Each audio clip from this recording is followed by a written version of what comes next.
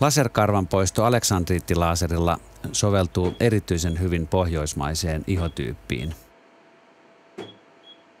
Aleksandriittivalo tuhoaa karvan juuritupen, joten tummat karvat tuhoutuvat pysyvästi.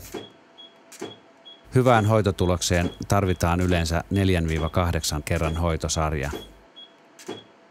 Hoito on lievästi kivulias, mutta ei vaadi puudutusta. Säärien hoidossa kuluu aikaa yleensä noin 20 minuuttia.